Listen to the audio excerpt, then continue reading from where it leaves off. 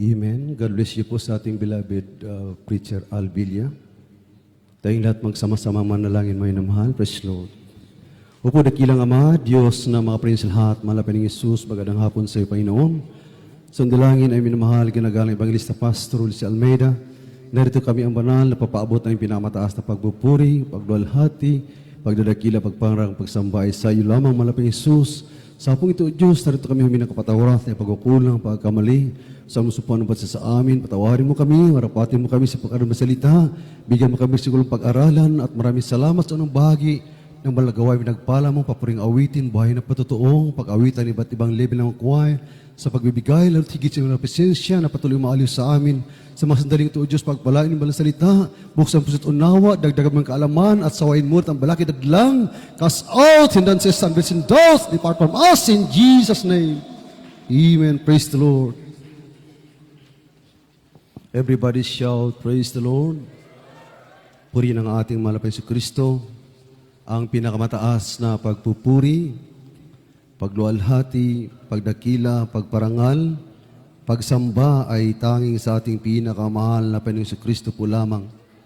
At dubling paggalang sa ating minamahal at inagalang ni Evangelista Pastor Will Distral Almeida, the end-time prophet of our loving God, sa lahat po ng kanyang minamahal na mga anak, minamahal na mga apo, mga manugang, at sa pag-alaala sa mabuting aral at turo ng ating minamahal at ginagalang na stand pastor na si Almeida. Sa inyo lahat mga kapatid, magandang hapon sa ating beloved viewers, sa ating beloved preachers, beloved audience preacher, sa ating beloved workers, sa ating beloved Pasit Partos, Weldawi from Cebu, welcome back po. Sampu lang lahat ng kanyang mga kasamahan, ating palakpakan ng malapay noon. Sa ating mga bisita, magandang hapon po sa inyo lahat. Mga minamahal, hindi tayo magtagal. Talagang lalampas tayo ng alas 3, amen? Quarter na yata mga kapatid. Pagtiis na natin, mga minamahal, amen? Mga minamahal, ang ating pagtatalakayin ngayon ay pamagatan po nating Waymaker.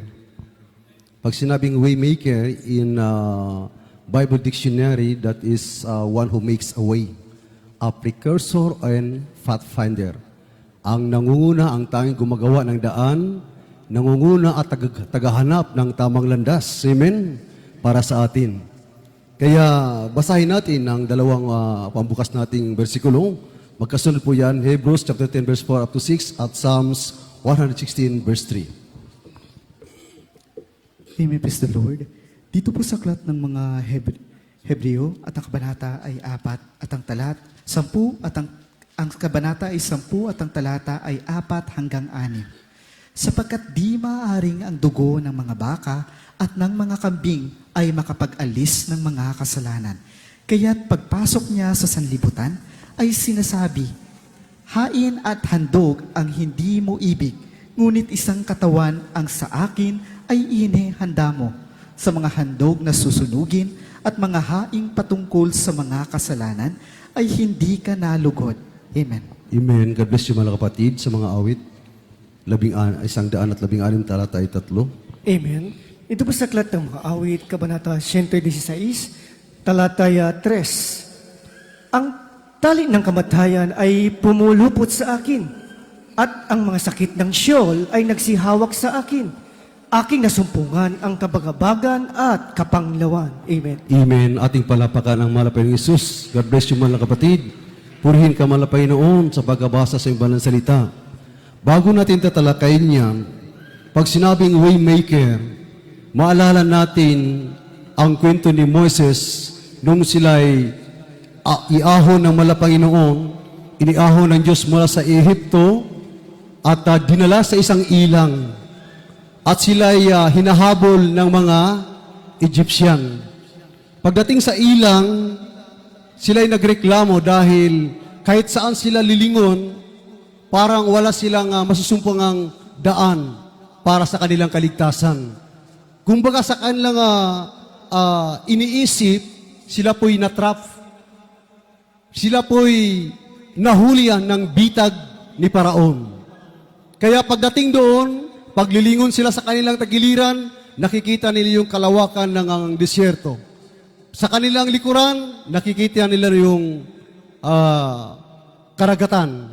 Kaya nagreklamo sila, mas gugustuhin pa nilang mamatay bilang alipin sa Ehipto kaysa mamatay sa tabak ng kanilang mga kaaway ng mga sundalo ni Paraon.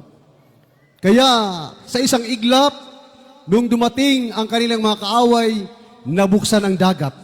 Naging isang malapad na daan at yun ay kaparaanan ng Diyos, ang tinatawag ng Diyos ng kaparaanan, itong the Waymaker. Sila ay nakalabas at ang nahulog sa bitag ay ang kanilang mga kaaway. Amen? Dahil nung sila'y sundan at sila'y makarating sa kabilang dako, ang mga kaaway nila ay tinabunan ng dagat at sila'y nangangamatay. Nung sila'y makalusot sa trahedyang iyan, nakalimutan pa rin nila ang kabutihan ng Diyos. Nang sila'y makalaya, nakikita nila harap-harapan ang himala ng Diyos, sila'y sumusuway sa utos ni Moises na nagmumula sa Malapayno. Sila'y sumasamba sa Diyos-Diyosan, kaya sila'y naging katulad ng mga hintel na nabubuhay sa mundong ito na walang kinikilalang Diyos at naghari sa kanilang buhay ang kasalanan. Amen? Kaya dahil dito, sabi ng Malapaynoon, hindi na makukuha sa pamagitan ng mga handog na susunugin upang malinis ang kanilang mga kasalanan sa pamagitan ng dugo ng mga karnero, dugo ng mga tupa at baka, kambing, hindi na pwede, sabi ng Malapayno. Dahil napakabigat ng kanilang kasalanan, lumubha ng lumubha, mga kapatid. Kaya sabi ng ating Malapaynoon, naghanda ako ng isang katawan upang maging pangtubos sa kanila. At yun yung pagkatawang tao ng ating Malapayno Kristo, sabi sa ating nabasa sa Hebrews chapter 10 verse 4 up to 6. Bakit nais ng Malapaynoon magkatawang tao? Dahil sabi niya, hindi na kayang linisin ng anumang uring hahandog na susunugin ng mga hayop ang mga kasalanan ng tao. Dahil napakabigat na ito, mga kapatid. Ibig sabihin, nakita ng Malapaynoon na muling natrap, muling nahuli ng bitag ang mga tao, mga kapatid. Yun ay bitag ni Satanas. Muli silang nahuli na corner. At dito, wala na silang masabi na kung sino ang makapagliligtas sa kanila. Dahil wala ng Moses na tumayo upang sila'y pangungunahan sa pananalangin sa ating buhay na Diyos, sa ating mabait na Diyos. Amen? Kaya, ang mga tao ay pakalat-kalat sa lupa. Bawat isa pupunta doon, bawat isa pupunta sa kaliwa, bawat isa pupunta sa likuran o sa harapan. Sila ay naghahanap ng paraan, ng sariling kanilang paraan upang masumpungan nila at magkaroon sila ng komunikasyon sa Diyos. Sa kanilang sariling paraan. Dahil dito nakapag-establish ang bawat isa ng relihiyon. Nagkaroon ng iba't ibang pamagat, titulo ng relihiyon sa ibabaw ng lupa na akala nila yun ang tanging kaparaanan at kasagutan na sila ay magkakaroon ng pakipag-ugnay sa Diyos, sa ating mabait na Diyos. Amen? Everybody shout, praise the Lord. Ating palapakan ng Malapaynoon. Ngunit nagkakamali sila. Dahil sabi ng Panginoon, hindi na kayang linisin ng mga handog na susunugin ang inyong mga kasalanan. At dahil dito, muling natrap, muli silang nahuli sa bitag ni Satanas, sila'y nakatali, tinalian tayo ng kamatayan. At ang sakit, karamdaman, salot na nagmumula sa Sheol ay kumakapit sa bawat buhay ng mga tao. Kaya ang tao, mga kapatid, ay hindi malayo sa kamatayan. Araw-araw, nagbibilang tayo ng patay. Amen? Dahil yun ang sabi ng mga awit, mga kapatid. Sabi dito, ulitin ko ang pagkabasa, mga minamahal, sa aklat ng mga awit, 116, ang talata ay 3. Ang tali ng kamatayan ay pumulupot sa akin, at ang mga sakit ng Sheol ay nagsihawak sa akin, aking nasumpungan ang kabagabagan at kapanglawan. Dahil dito, ang tao ay hindi malayo sa kamatayan, mga kapatid. Dahil muling natrap, mga minamahal, at sa pamamagitan ng kanilang sariling kaparaanan na buong akala nila, yon ang totoong paraan upang sila'y magkaroon ng connection sa Diyos. Isa pa lang malaking trahedya na bumabalot sa kanila. Dahil hindi pala ito ang tamang paraan upang malinis ang kanilang mga kasalanan. Kaya nagkatawang tao ang Diyos. Basahin natin Ephesians chapter 2 verse 12 up to 16, talo natin sa 21 hanggang 22. Amen, praise the Lord. Dito po sa aklat ng mga taga-Epeso at ang kabanata ay 2 at ang talata ay 12 hanggang 16 at tatalon sa talatang 21 hanggang sa talatang 22. Na kayo ng panahong yaon ay mga hiwalay kay Kristo na mga di kabilang sa bansa ng Israel at mga taga-ibang lupa tungkol sa mga tipan ng pangako na walang pag-asa at walang Diyos sa sanlibutan. Datapot ngayon kay Kristo Jesus, kayo na noong panahon ay nalalayo, ay inilapit sa dugo ni Kristo, sapagkat siya ang ating kapayapaan, na kanyang pinag-isa ang dalawa at iginiba ang pader na nasa gitna na nagpapahiwalay, na inalis ang pagkakaalit sa pamamagitan ng kanyang laman. Kaya't kautusan na may mga batas at ang palatuntunan upang sa dalawa ay lalangin sa kanyang sarili ang isang taong bago. Sa ganito ginawa ang kapayapaan. At upang papagkasunduin silang dalawa sa isang katawan sa Diyos sa pamamagitan ng krus na sa kanya'y pinatay ang pagkakaalit. Dito po sa talatang 21 hanggang 22, na sa kanya'y ang buong gusali na nakalapat na mabuti ay lumalagaw upang maging isang templong banal sa Panginoon, na sa Kanya'y itinayo naman kayo upang maging tahanan ng Diyos sa Espiritu. Amen. God bless you, mga kapatid. Purihin ka, malapay ng Isus, sa pagkabasa sa ibalang salita. Nagkatawang tao ang Diyos. Sabi dito, na kayo'y noong unang panahon ay mga hiwalay kay Kristo, na mga di kabilang sa bansa ng Israel, na mga taga-ibang lupa na tungkol sa mga tipan ng pangako na walang pag-asa at walang Diyos sa sanlibutan. Yun ang buhay natin. Nung sila iniahon ng Malapanginoon sa Ehipto, hindi tayo kabilang doon. Tayo mga hintel ay tinalian ng kamatayan at dumikit sa atin ang iba't ibang uri ng karamdaman. Kaya nung makita niya sa kaniyang pag-ahon sa bansa nga Israel mula sa Ehipto at patuloy silang sumuway at hiniwalay sa katuruan ng Diyos, siya'y naglapag sa pangalawang pagkakataon ng kanyang kamay dito sa lupa upang bigyang lahat ng pagkakataon magkaroon ng pag-asa sa buhay na walang hanggan. Sa pamagitan ng pagkatawang tao, dito binanggit ang mga hintel, mga kapatid. At sabi dito sa 11, sa 13 na tapat ngayon kay Kristo Jesus kayo na noong panahon ay nanalayo, ay ilapit sa dugo ni Kristo, sapagkat siya ang ating kapayapaan na kanyang pinag-isa ang dalawa at giniba ang pader na nasa gitna ng nagpapahiwalay. Ito yun, mga kapatid. Ito yung nagtrap sa tao. The big wall, the middle wall of partitions, who separate us from God. Ito po yung naghiwalay sa atin, mga kapatid. Isang dambuhalang kasalanan, napakalaking pader, winasak ng laman at dugo ng Malapanginoon upang magkaroon tayo ng pagkakataon, makapagkomunikasyon sa Diyos, magkaroon ng komunikasyon sa Diyos. Kaya ang lahat ng ito, ang kanyang ginawa ay para sa lahat. Kabuuan ng kasalanan ng sandaigdigan, dinala niya doon sa krus ng Kalbaryo para sa ating lahat. Kasali na ang Israelite dito, mga kapatid.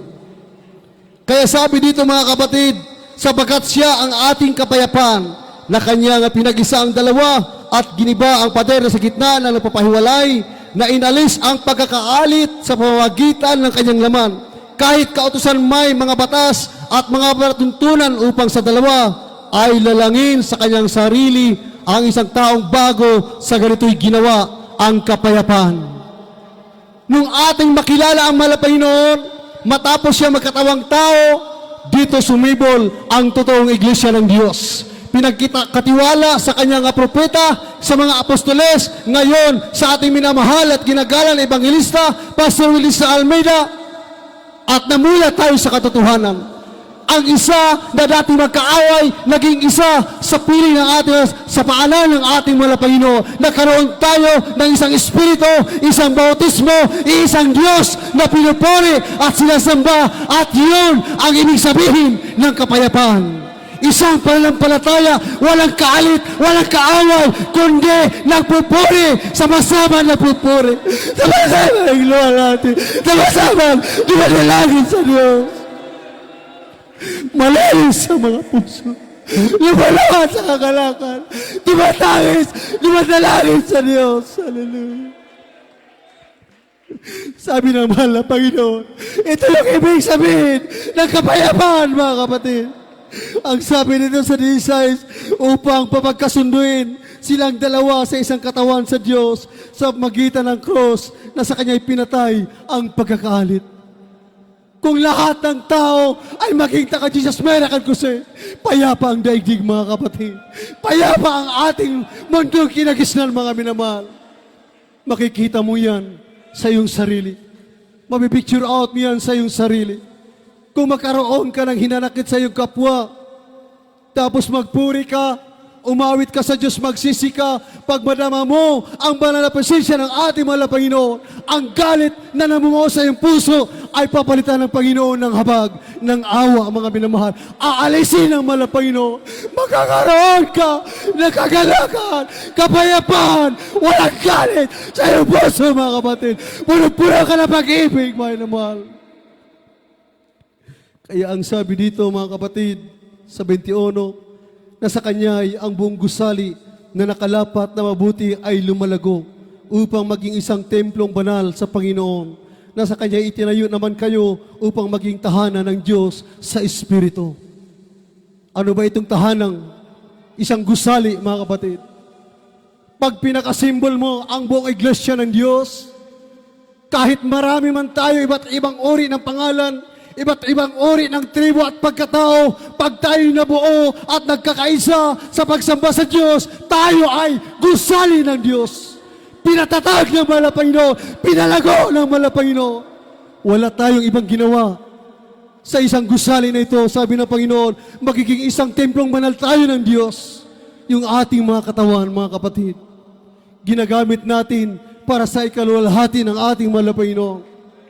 Kaya sabi dito sa 22, na sa Kanya itinayo naman kayo upang maging tahanan ng Diyos sa Espiritu. Kung magiging templo ka ng Diyos, pinanahanan ka ng Diyos, ang banal na Espiritu ng Diyos ay mananahan sa bawat isa sa atin, mga kapatid. Kaya yan po ang ibig sabihin, mga minamahal. Kaya ang ating ginagawa, nagkukursada tayo. Bakit?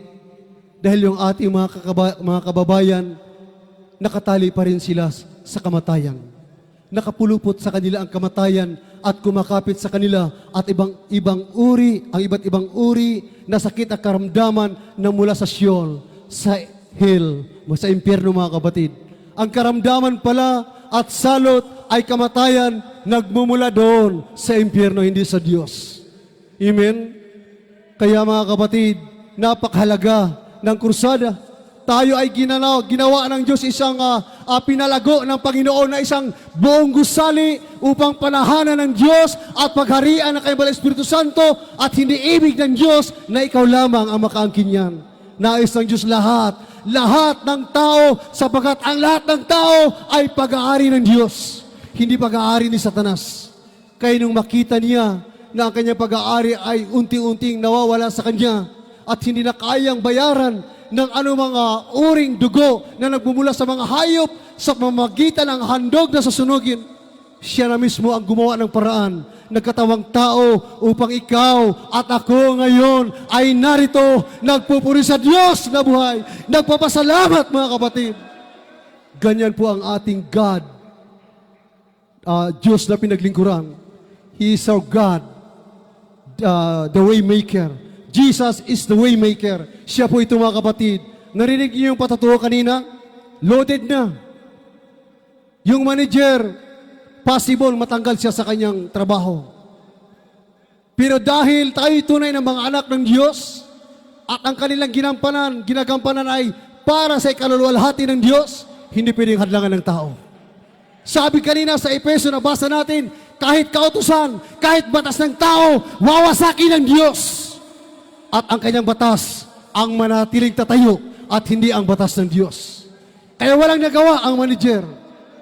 Ang ating mga kapatid, yung 10-wheelers na nasira, naayos uli. Kaya hindi sila pwedeng sumingit.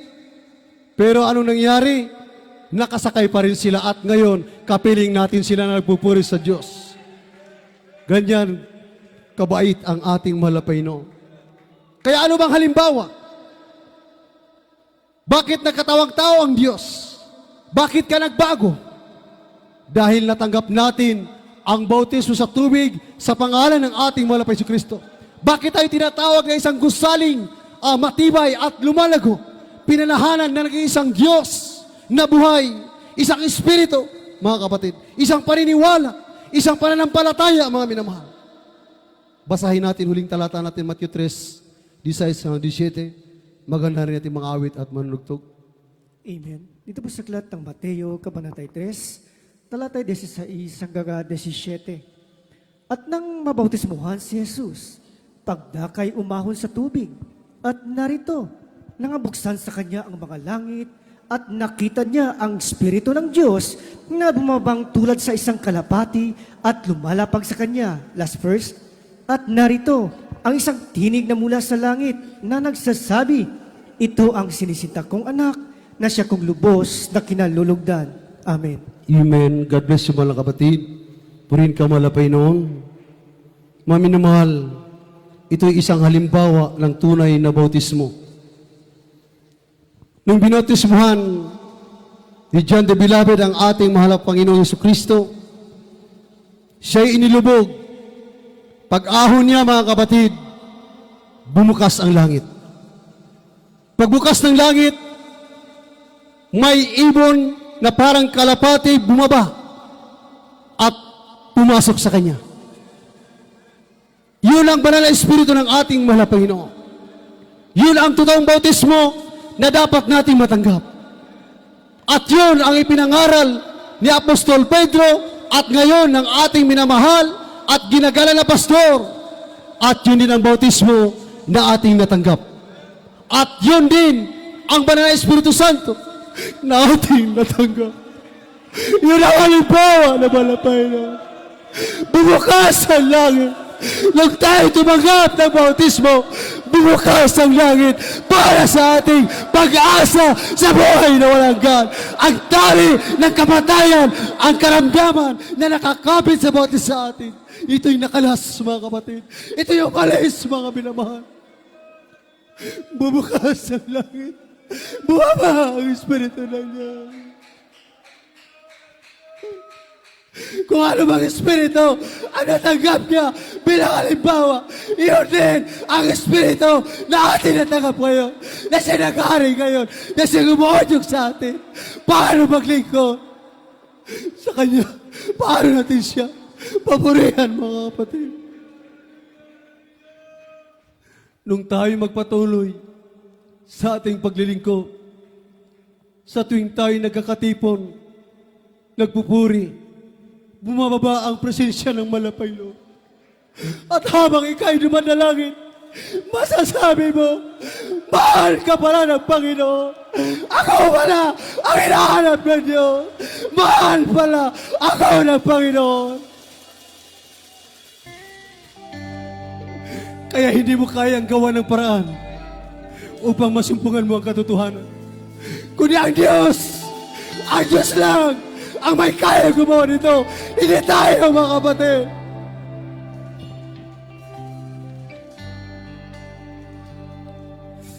Habang ating awitan, may migo, purihin natin ang Panginoon. You are here, moving in our midst. Yes, Lord. Purihin ka, O Diyos. Hallelujah. Maraming salamat. Lahat ating mabait na Diyos. Hallelujah. Hallelujah.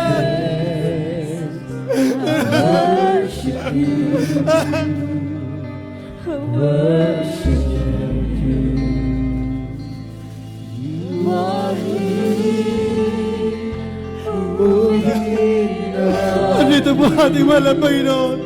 Mula pa kanina, patuloy tayong sinamahan ng Diyos.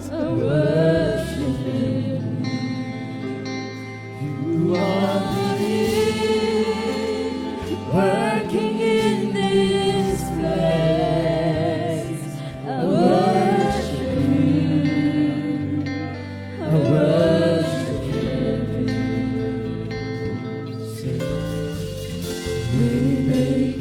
Miracle worker, promise keeper, light in the darkness. Yes, Lord. My God, That is who you are, O God. Hallelujah. A miracle worker. Hallelujah. miracle worker, Promise keeper. Light in the darkness. my God, Hallelujah. is who you are.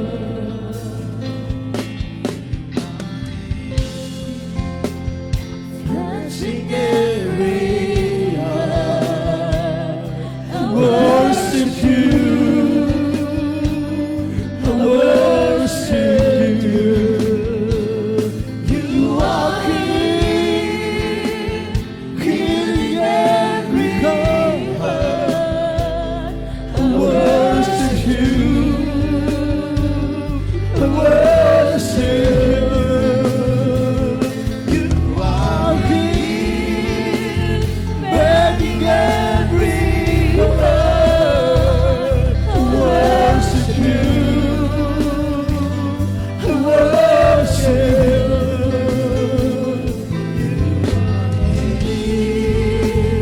Turning lights around. I worship you. I worship you. Waymaker, miracle worker, promise keeper, light in the darkness. My God, that is who you are. Waymaker, miracle worker, promise keeper, light in the darkness. My God, that is who you are. Waymaker, miracle worker, promise keeper, light in the darkness. My God, that is who you are. Waymaker, miracle worker, promise keeper, light in the darkness. My God, God is who you are. Even when I can see it, you're working. Even when I can feel it, you're working. You never stop, you never stop working. You never stop, you never stop working. Even when I can see it, you're working. Even when I can feel it, you're working. You never stop, you never stop working. You never stop, you never stop working. Even when I can see it, you're working. Even when I can feel it, you're working. You never stop, you never stop working. You never stop, you never stop working. Even when I can see it, you're working. Even when I can feel it, you're working. You never stop, you never stop working. You never stop, you never stop working. Yes, Lord, hallelujah. Yes, yes, Lord, hallelujah. Purihin ka, Diyos, hallelujah. That is who you are. Waymaker, miracle miracle worker, promise keeper, light in the Hallelujah! Yes, Lord! That is who you are. Waymaker, miracle worker, promise keeper, light in the darkness. My God, that is who you are. Waymaker, miracle worker, promise keeper, light in the darkness. My God, that is who you are. Miracle worker, promise keeper, light in the darkness. My God, that is who you are. Yes, Lord. Hallelujah, praise Lord. Napakabait ang ating malapay, no? Sa kabila ng ating kahirapan, karamdaman, mga kapatid, problema, depression, frustration, ang Diyos ay gumawa ng paraan upang tayo makalaya sa lahat ng mga salot na yan.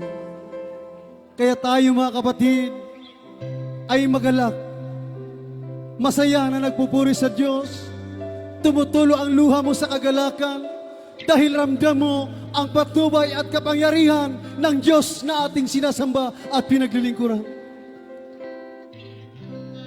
Kaya handa tayong magtiis para sa kanyang kaluluwalhati.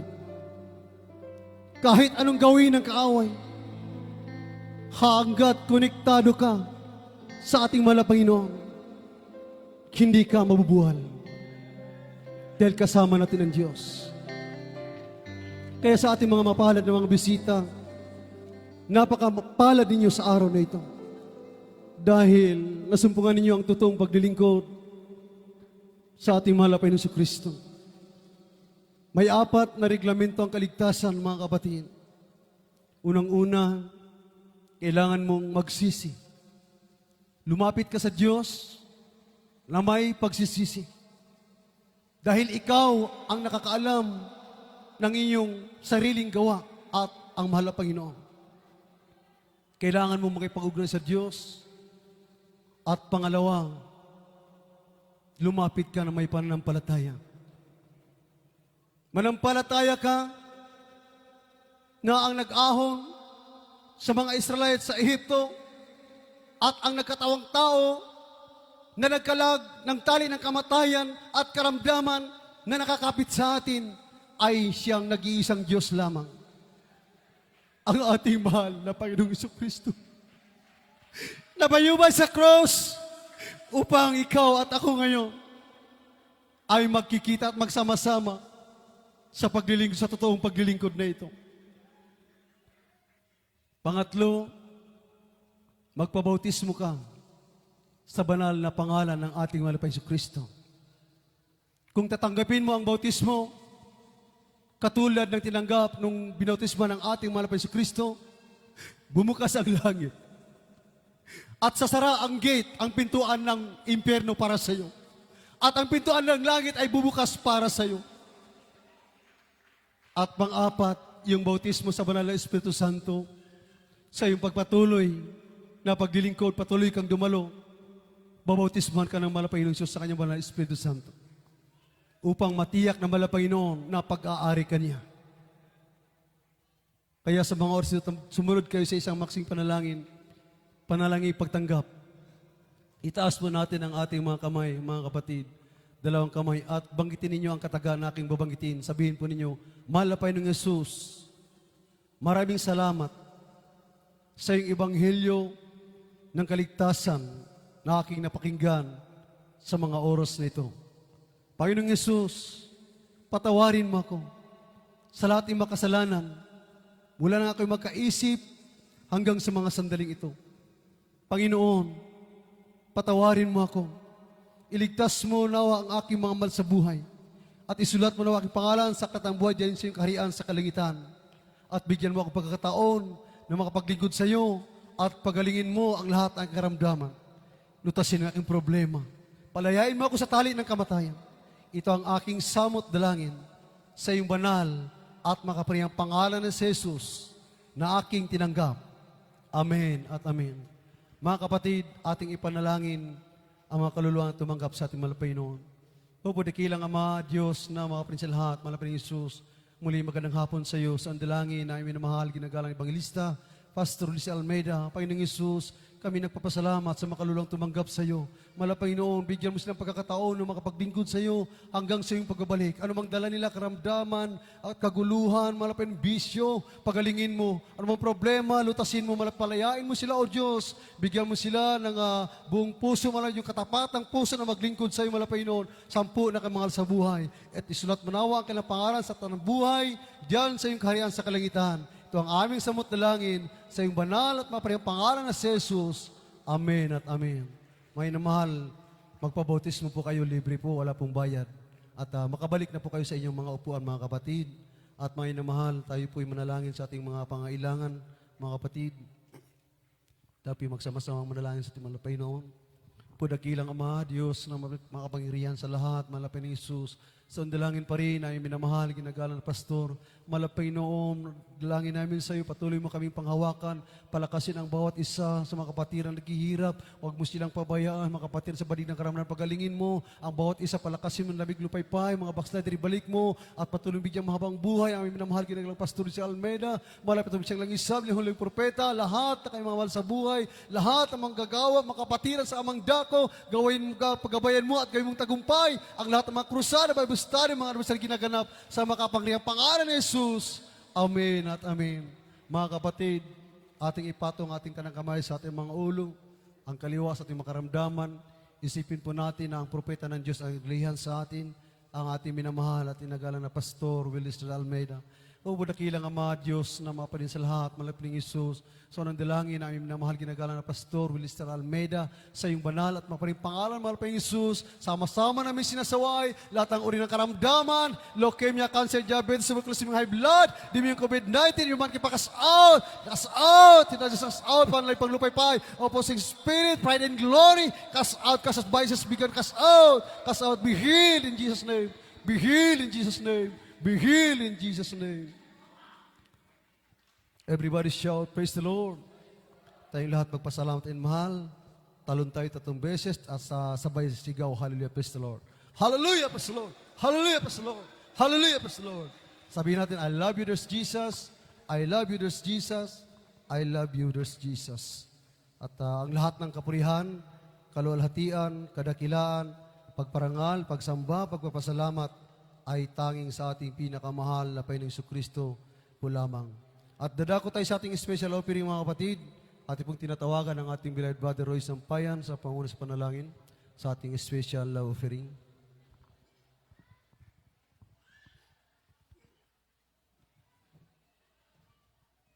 Praise the Lord. Tayo po'y manalangin, mga minamahal. Hallelujah. Oris magpalang Ama, malapinoon sa may pangalan ni Jesus sa oras na ito. Ito po kami malapinoon sa aming pagbibigay, aming special love offering malapinoon. Ito po ay karagdagan malapinoon para sa mga iglesia, O God. Pagpalain niyo po malapinoon mga kapatiran sa kanilang pagbibigay sa wala malapinoon kayo po magpala malapinoon. Pagpalain niyo po kami lahat mula sa pagpapala material, financial, physical, higit po sa spiritual na pagpapala. Ito po sa dalangin sa magbibigang pangalan ni Jesus. Amen. Praise the Lord. Amen. Praise the Lord. God bless you, mga kapatid. Brother Roy Sampayan. At tuloy-tuloy ang ating gawain, mga minamahal, dito sa Dako ng Tala. Lunes, Miyerkules, Biyernes at Linggo. Ang ating regular services, mga kapatid. Sa araw ng Miyerkules, alas 3 po yan. Hanggang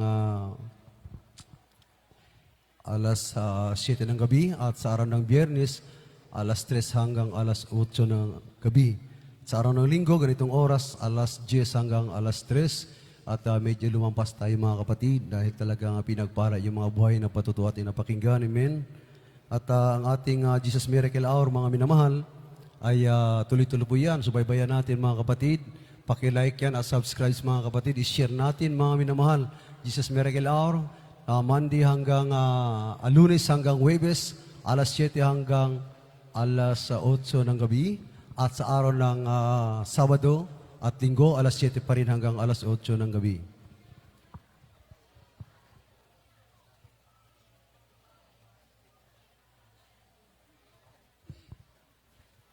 At ang ating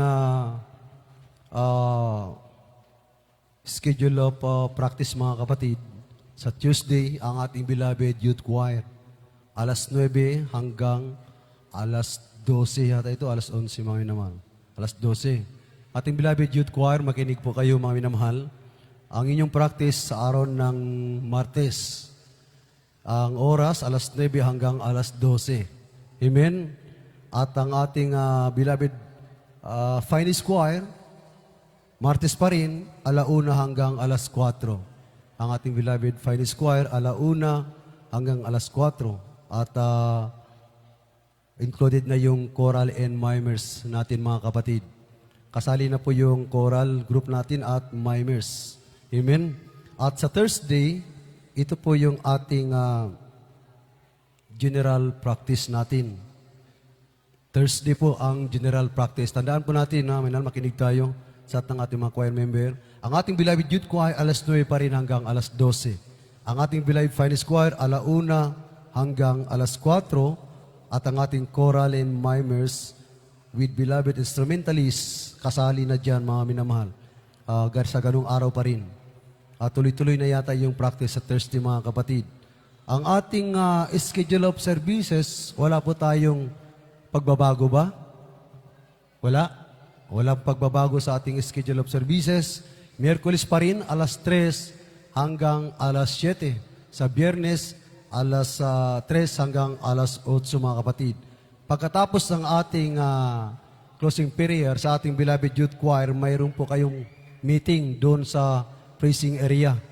Ang ating beloved youth choir, may meeting po kayo doon sa may praising area mga minamahal. At ang ating beloved adults choir, ngayon po mayroon tayong practice. At beloved children's choir. Beloved adults choir and children's choir, mayroon tayong practice ngayon. Amen? Mayroong practice ngayon mga minamahal. At ang ating anniversary crusade, revival church anniversary crusade is this coming September 24 and 25. Dito po yan sa may gym ng Southern City Colleges, Divisoria, Zamboanga City, along the road lang. Papunta ka dun sa town, left side. Papunta ka dito, sa right side, sa harapan ng terminal, mga binamahal. Ang ating venue. Yan po ay worth 27,000. Kaya sa lahat ng ating mga kapatiran na nais makiisa, mga kapatid, sa pag-ani natin ng mga kaluluwa, mga minamahal, tumulong po tayo mga minamahal. Amen? Mag-ambag-ambag tayo sa ng ating gagastusin, bayarin upang babayaran natin yung ating mga expenses. Amen? Everybody shout, praise the Lord. Upang mabayaran natin may minamahal. Sorry po may minamahal. Ang mag-meeting para ngayon, after closing prayer, yung ating beloved finest and youth choir sa kabila po dyan po sa may praising area. Finest and youth choir. At yun mga minamahal, ang ating krusada sa araw ng Sabado at Linggo. At sana, bawat isa sa atin, makadala tayo ng bunga. Amen? Kung i-multiply natin yan, mag-equivalent yan ang ating number, ng ating bilang. Amen? Kaya sana mga minamahal, sana magkaroon tayo ng bunga, bawat isa sa atin. Amen? Everybody shout, praise the Lord. Kaya sa araw ng Sabado at Linggo. At mga kapatid, ulitin ko, kung kayo may mga pagpapala o kaya kahit ibili mo na ng bigas, gawin mong sacrificial offering, ibigay mo sa gawain ng Panginoon, talagang hindi ka pababayaan ng malapay noon. Amen? Everybody shout, praise the Lord. Kaya yan po ang ating mga announcement, minamahal. Laging pinapala sa atin.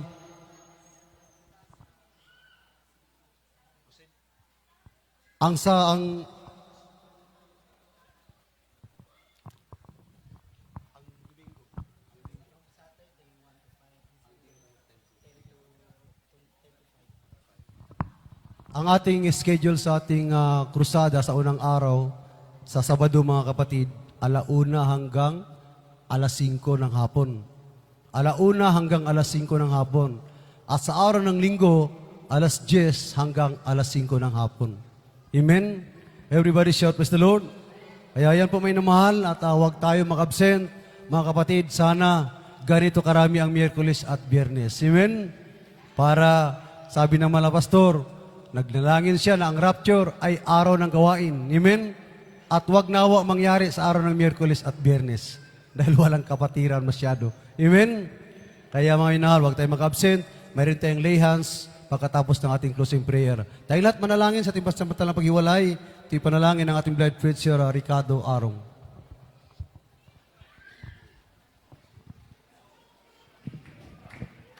Praise the Lord. Tayo, pasalamat. Pagpalang ma Diyos na mga Pilihan sa lahat. Diyos ng melika ng langit at lupa. So naparindala yung Pastor Benjaris Wildes Estrada Almeida. Maraming salamat sa aming matagumpay na pagsamba sa hapong ito. Maraming salamat sa lahat ng bahagi namin na napapakinggan mula pa MC John Pulsong Solinsong sa mga pagbibigay at sa mga testimonies. Hallelujah. Ito po ay nagbibigay kalakasan naming mga kaluluwa. Hallelujah. Higit sa lahat ng ebanghelyo ng kaligtasan na dala ng aming mga ngaral. Maraming salamat, mahal Panginoon Jesus. Naggagalakan ang aming puso't isipan. Hallelujah, taglay namin ngayon. At sa aming pagsamantalang paghiwalay-walay, at samahan mo kami, ihatid mo kami mga luwalhati sa kanya-kanyang mga tahanan, at sa araw ng gawain, muli kami balik upang muli ka namin sambahin sa Espiritu at sa katotohanan. So una pa rin talang Pastor Benjaris Wildes Estrada Almeida, aming inaasahan na inyong pagdating. Ito po aming samot dalagin sa pangalan sa Kristo na aming Panginoon. Amen. We love you so much, beloved brethren. But our loving Savior Jesus Christ loves us more. Good afternoon and God bless us all.